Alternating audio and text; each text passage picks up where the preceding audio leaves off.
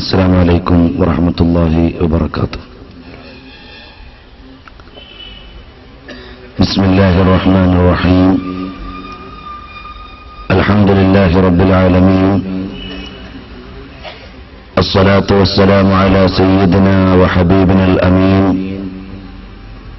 وعلى آله وأصحابه وأهل بيته أجمعين، أما بعد.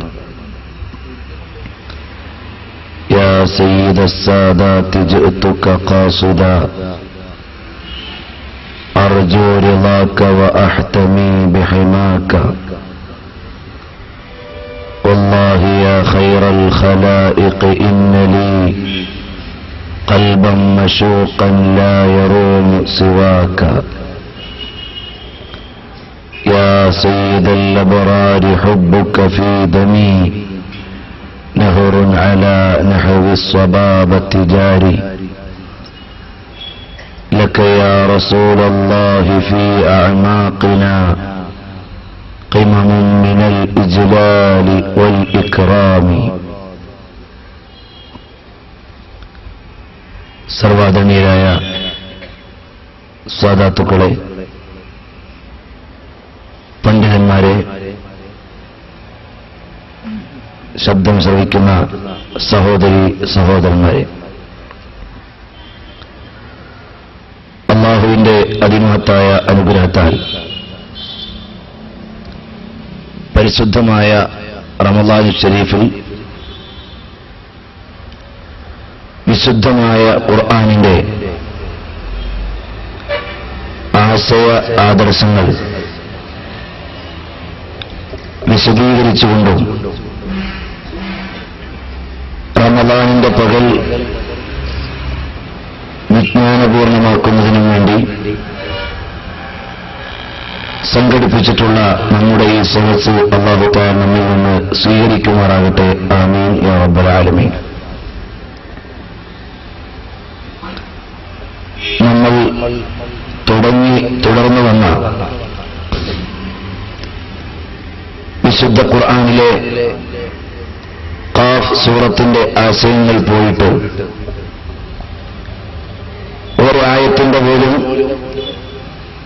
ആശയം പരിപൂർണമായി പറഞ്ഞു തീർക്കാൻ നമുക്കൊരാൾക്കും സാധ്യമല്ല. നമുക്കാർക്കും സ്വന്തമായി ഒരു വ്യാഖ്യാനവും വിശുദ്ധ ഖുർആനിനെ കുറിച്ച് പറയാൻ അവകാശമില്ല. അതുകൊണ്ട് തന്നെ മുൻഗാമികളായ മഹത്തുക്കൾ തിരുനബി സല്ലല്ലാഹു അലൈഹി വആലിഹി വഅസ്ഹാബിഹി വസല്ലമ തങ്ങളിൽ നിന്നും മഹത്തുക്കളായ സ്വഹാബത്തിൽ നിന്നും ഉദ്ധരിച്ചു വെച്ച ആശയങ്ങളും സാരങ്ങളും മാത്രമേ ആയതായി പറയാൻ നമുക്ക് അവകാശമുള്ളൂ. ആ ആശയതലത്തിന്റെ വിസ്തൃതിയിൽ നിന്നുകൊണ്ട് ആനുകാലികമായ അവതരണങ്ങളും സംവേദനങ്ങളും പരാമർശങ്ങളുമെല്ലാം ഇസ്ലാമിക പ്രചാരണത്തിന്റെയും സമകാലിക ദഅവത്തിന്റെയും ഭാഗമാണ്. ആ നിലയിലാണ് ചില ആയത്തുകളെ ഓരം പറ്റിക്കൊണ്ട് നാം ചർച്ചകളുമായി മുന്നോട്ട് പോയിട്ടുള്ളത്. എന്നാൽ ഇന്ന് നമ്മുടെ ഈ അധ്യായം അതിന്റെ പരിസമാപ്തിയിലേക്ക് എത്തിക്കേണ്ടത് നമ്മുടെ ഒരു ധർമ്മമാണ്. അതുകൊണ്ട് ആശയവിസ്തൃതമായ തലങ്ങളിലേക്ക് കടന്നുപോകാൻ നമ്മുടെ സമയവും സന്ദർഭവും മതിയാകുന്നില്ല. ഒരോട്ടപ്രദക്ഷിണത്തിലൂടെ ഇന്നലെ വരെ പറഞ്ഞതിന്റെ അനുബന്ധമായി ചില പരാമർശങ്ങൾ കൂടി ചേർത്തുവെച്ച് വിസ്തൃതമായ ചർച്ചകളിലേക്ക് കടക്കാതെ ധൃതിയിൽ അവസാനിപ്പിക്കാൻ ഉദ്ദേശിക്കുകയാണ്.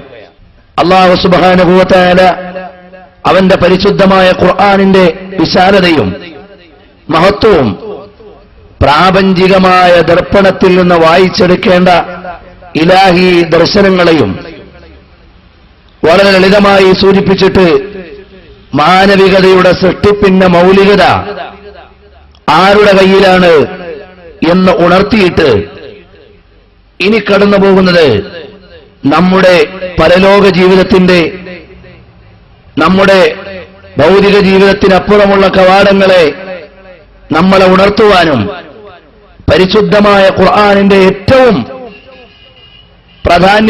പ്രധാനപ്പെട്ട ലക്ഷ്യം ജനങ്ങളെ അല്ലാഹുവിലേക്കും പരലോക ചിന്തയിലേക്കും ആത്മീയ വിചാരത്തിലേക്കും ഉണർത്തലാണ്. ആ പോയിന്റിലേക്ക് നമ്മൾ ഇന്ന് സഞ്ചരിക്കുകയാണ്.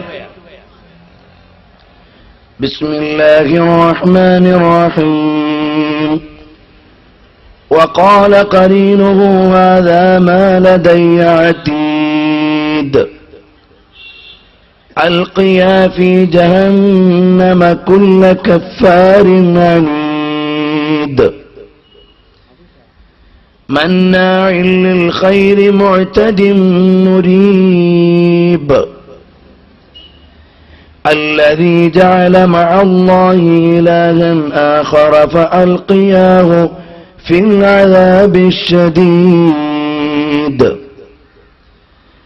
قال قرينه ربنا ما أطغيته ولكن كان في ضلال بعيد